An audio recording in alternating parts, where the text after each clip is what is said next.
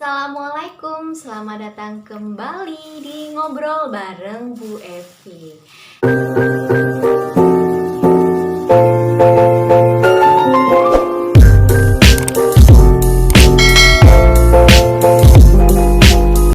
Kalian masih semangat kan belajar dan juga menaklukkan soal-soal bahasa Indonesia?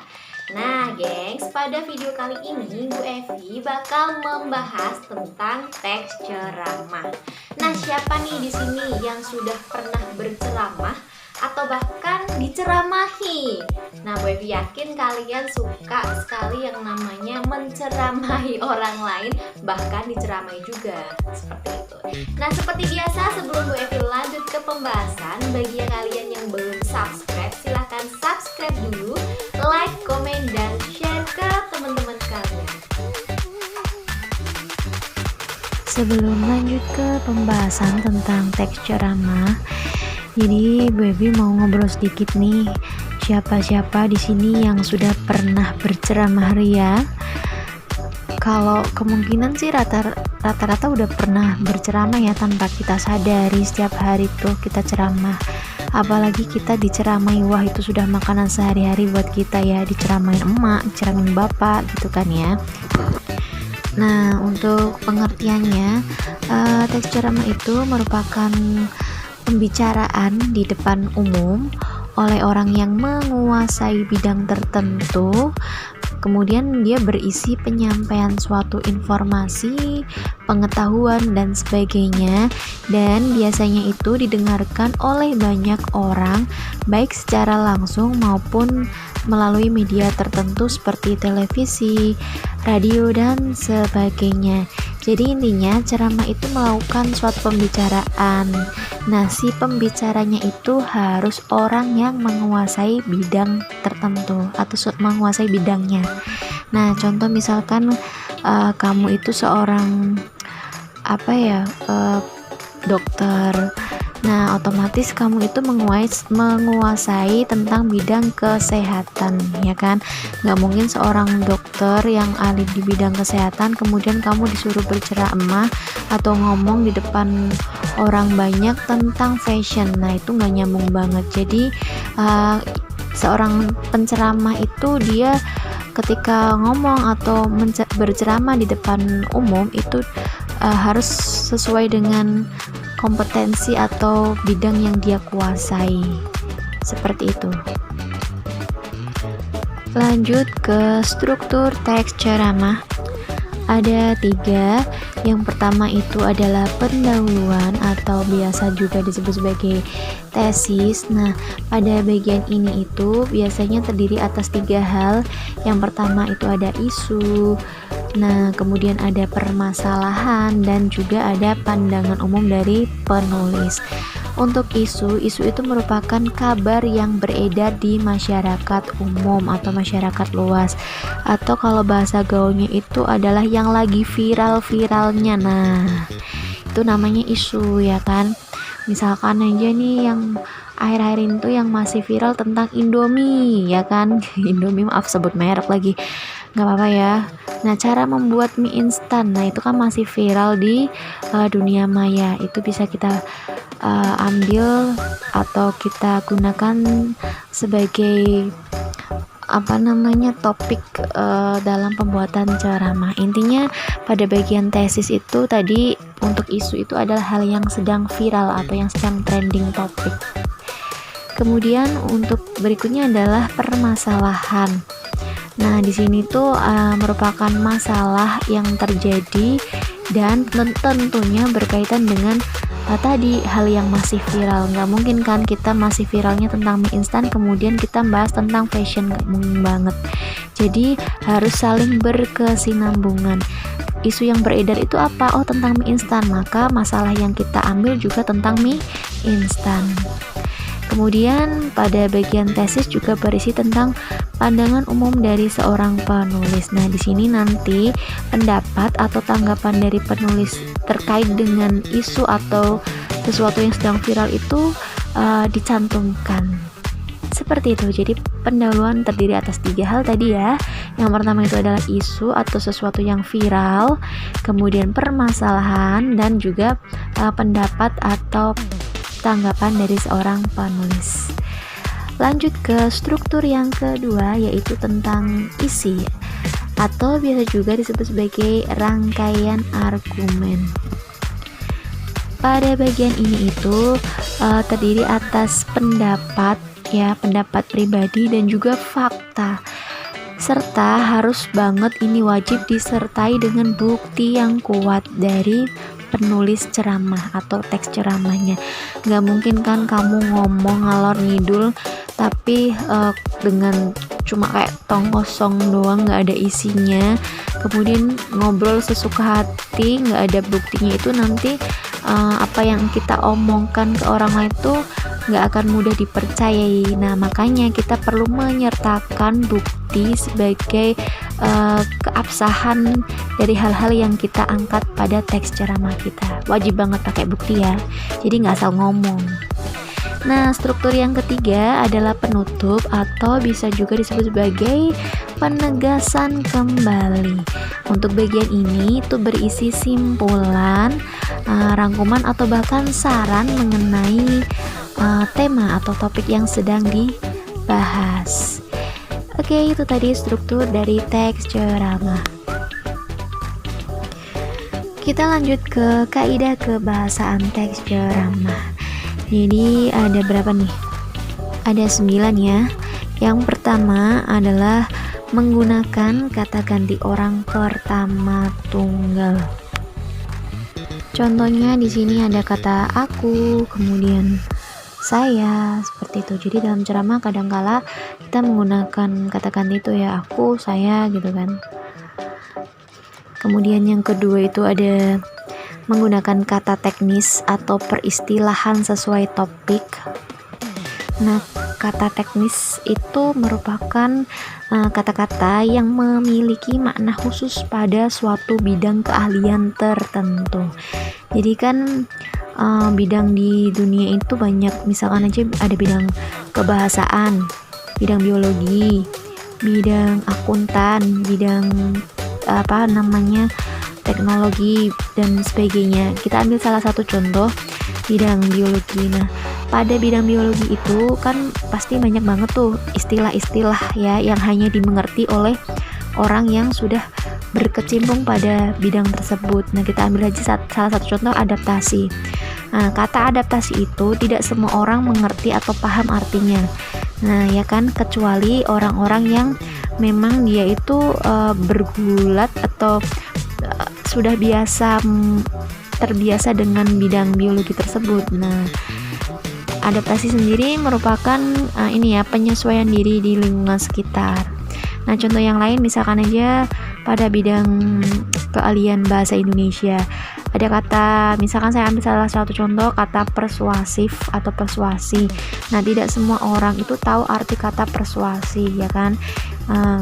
Persuasi sendiri itu merupakan ajakan atau himbauan, itu artinya seperti itu. Jadi kata teknis itu merupakan kata yang memiliki makna khusus pada suatu bidang keahlian tertentu. Lanjut ke kaidah yang berikutnya, yaitu ini, menggunakan kata yang menunjukkan hubungan argumentasi, dalam hal ini sebab akibat. Nah, contoh yang merujuk, kata-kata yang merujuk pada hubungan sebab akibat itu ada kata jika, maka, sebab, karena, dengan demikian, akibatnya, oleh karena itu, dan sebagainya. Kita aplikasikan pada sebuah kalimat, jika nanti malam tidak hujan, maka saya akan pergi jalan-jalan, seperti itu. Lanjut ke kaidah berikutnya, menggunakan konjungsi temporal. Nah, ini sudah berulang kali muncul ya pada kaidah kebahasaan materi-materi yang lalu. Yang namanya konjungsi temporal itu merupakan kata hubung yang menyatakan waktu ya, urutan waktu. Nah, contohnya ada kata sebelum, kemudian, akhirnya, dan sebagainya. Contoh misalkan dalam sebuah kalimat, sebelum kita makan, bukannya nanti nyanyi mah. Contohnya aja, sebelum kita makan, alangkah baiknya kita mencuci tangan terlebih dahulu, dan sebagainya. Berikutnya, menggunakan konjungsi perbandingan, berarti ini membandingkan antara satu dengan yang lain. Contoh kata-kata yang merujuk pada konjungsi perbandingan yaitu ada kata sebaliknya, namun, tetapi, dan sebagainya. Doni anak yang baik, sebaliknya Roni anak yang butuh kasih sayang, misalkan seperti itu. Jadi membandingkan antara satu hal dengan hal yang lain. Nah, untuk pembandingan di sini bisa membandingkan orang satu dengan orang yang lain, atau bahkan benda satu dengan benda yang lain. Jadi bebas, asalkan dibanding-bandingkan. Contoh yang lain misalkan saja buah rambutan lebih manis dibandingkan buah jeruk. Nah, di situ kan ada perbandingan rasa.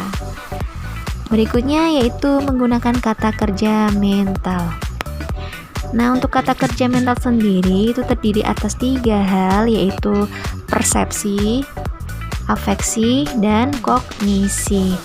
Untuk kata kerja persepsi itu berkaitan dengan panca indera. Tahu kan panca indera kita ada panca apa aja? Ada berapa nih? 5 apa 6?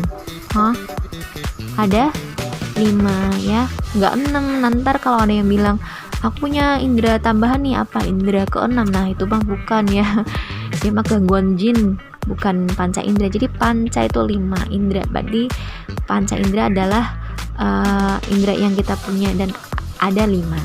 Di antaranya ada indera penglihatan ya kan, indera pendengaran, penciuman, perasa, peraba, indera elektrum, indera bukan, mah itu ya artis ya. Oke, kita mulai dari contoh, ambil satu indera penglihatan. Nah, Baby mau tanya nih, kalau indera penglihatan itu yang berfungsi bagian tubuh kita apa? Mata, ya benar, mata. Nah, kita ambil salah satu kegiatan atau aktivitas yang bisa kita lakukan dengan mata. Yaitu kita ambil contoh melihat, ya kan? Nah, perlu kamu ingat kalau kata kerja itu berawalan dengan me dan ber, sehingga harus ada kata-kata me dan ber di awal kata dasar. Nah, kata dasarnya melihat itu kan lihat. Ketika kita ubah menjadi kata kerja, maka harus diawali dengan me atau ber. Berarti kata lihat menjadi melihat. Contoh yang lain misalkan kita ambil dari indera peraba. Nah, coba deh, yang berkaitan dengan peraba itu apa? Misalkan saja memegang, ya kan? Kemudian mengambil. Nah, kalau indera pendengar berarti mendengarkan, menguping, ya kan? Siapa nih di sini yang suka nguping nih? Nggak ada ya. Nah, contoh yang lain misalkan ada indera pengecap ya, berarti yang berkaitan dengan lidah. Misalkan saja merasa, apalagi nih mencicipi gitu-gitu ya. Pokoknya kalau persepsi itu berkaitan dengan panca indera kita. Lanjut ke afeksi. Nah, kalau afeksi itu berkaitan dengan perasaan psikologis, jadi yang kita rasakan. Contohnya saja perasaan yang bisa kita rasakan tuh apa saja sih? Ada marah, sedih, kecewa, khawatir. Nah, tapi kalau kamu nyebutinnya cuma marah, sedih, kecewa, khawatir, itu bukan kata kerja, melainkan kata sifat. Nah, kita ubah dulu menjadi kata kerja. Tadi harus berawalan me, kalau enggak ber. Nah, kalau marah berarti memarahi, ya kan? Kalau misalkan sedih jadinya bersedih. Nah, kalau khawatir mengkhawatirkan, dan sebagainya. Kalau senang-senang ya bersenang-senang, seperti itu. Pokoknya kalau afeksi berkaitan dengan psikologis atau perasaan kita. Lanjut ke kognisi. Nah, kalau kognisi itu berkaitan dengan proses memahami sesuatu. Ingat ada kata prosesnya. Ya, contoh kata-kata yang merujuk pada kognisi itu contohnya adalah berpikir, kemudian mengerti, memahami. Nah, dari kata berpikir itu kan ada proses ini ya, memahami sesuatu. Seperti itu kata kerja mental. Jadi ada 3, persepsi, kemudian afeksi, dan kognisi. Lanjut ke kaidah kebahasan berikutnya, yaitu kata persuasif. Nah, persuasif itu merupakan ajakan, himbauan, atau sebuah permintaan. Nah, contohnya kata-kata yang merujuk pada persuasif itu ada kata ayo, kemudian hendaklah, harus, perlu, sebaiknya, mari, seperti itu. Kemudian yang berikutnya adalah kalimat majemuk. Nah, tahu nggak kalimat majemuk itu apa? Kalimat majemuk itu kalimat yang terdiri atas dua verba dan tentunya dihubungkan oleh konjungsi. Dua verba berarti dalam satu kalimat itu ada dua verba. Verba itu kata kerja. Berarti dalam satu kalimat itu terdiri atas dua kata kerja. Nah, yang kita bahas itu adalah kalimat majemuk bertingkat. Artinya apa? Artinya kalimat itu mengandung hubungan pola yang tidak sederajat. Nah, kalau kita mikirin pengertian tuh susah ya. Baby langsung ambil contoh aja, misalkan seperti ini. Gempa yang sangat kuat terjadi di Aceh sehingga memporak-porandakan tempat itu. Nah, yang namanya kalimat majemuk bertingkat itu kan nggak setara kedudukannya. Kita ambil misalkan dalam rumah tangga, kita ambil antara ibu sama anak ya kan, yang buat analogi kita. Nah, kedudukan antara ibu dengan anak itu tinggian mana? Tinggian ibu ya kan. Nah, kita cari nih mana di antara kalimat tersebut yang berfungsi sebagai ibu atau induknya.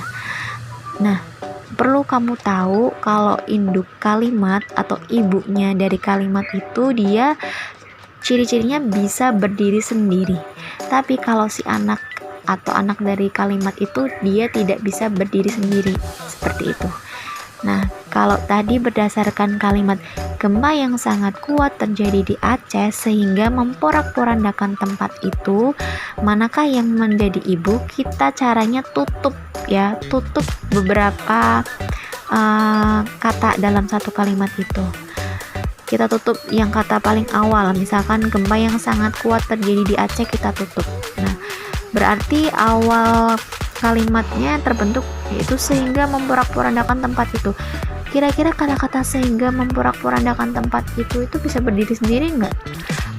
Artinya itu dia maknanya jelas nggak? Yang mau disampaikan jelas nggak dari kalimat itu? Tidak. Berarti itu bukan emaknya atau bukan induknya. Coba deh kalau yang kita tutup itu dari kata sehingga sampai itu. Berarti bunyinya gempa yang sangat kuat terjadi di Aceh. Nah, kalau kira-kira satu kalimat itu dari kata gempa sampai Aceh nggak ada lanjutannya, bisa berdiri sendiri nggak? Atau itu kalimat maknanya atau pesan yang mau disampaikan jelas nggak? Jelas kan? Makanya itu dinamakan sebagai induk kalimat atau emaknya sih kalimat, karena dia bisa berdiri sendiri tanpa adanya imbuhan embel-embel di belakangnya.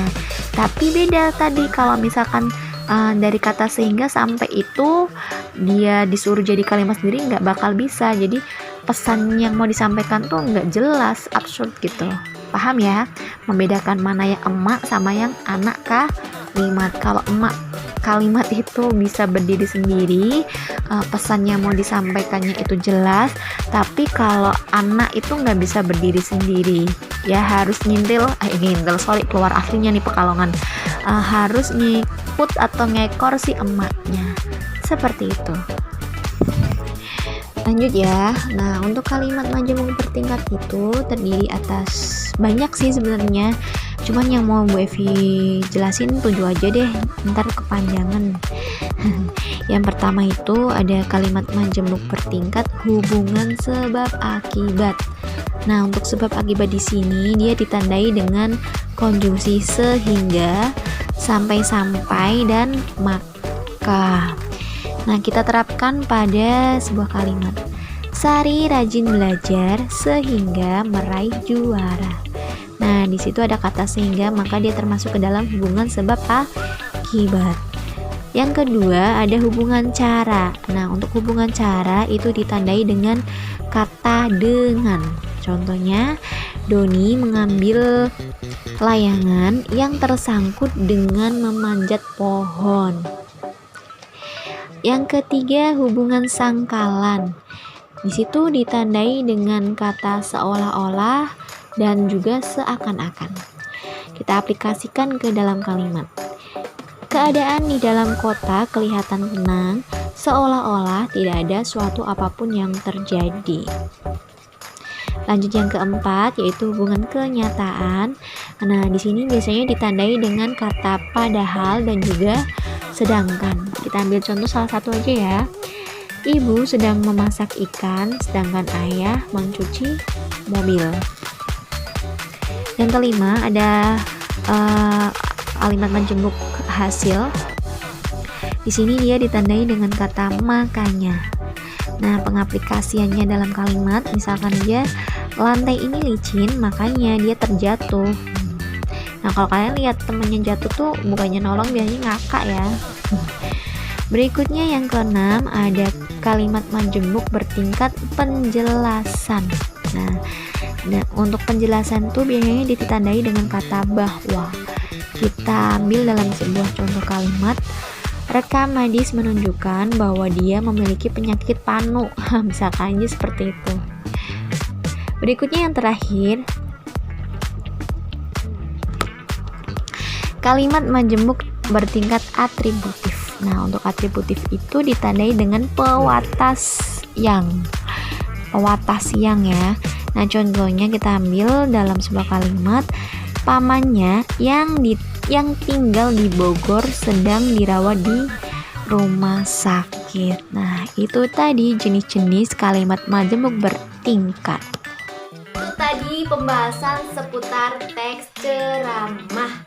Nah, kalian sudah pada paham ya? Semoga video ini bermanfaat untuk kalian yang sedang berjuang dalam pembelajaran jarak jauh. Nah, seperti biasa sebelum WiFi akhiri video kali ini, buat kalian di luar sana yang ingin banget request tentang materi apapun berkaitan dengan bahasa Indonesia, bisa banget dengan cara komen pada kolom komentar atau DM via Instagram yang sudah Bu Evi cantumkan pada description. Bu Evi pamit undur diri. Terima kasih. Wassalamualaikum warahmatullahi wabarakatuh.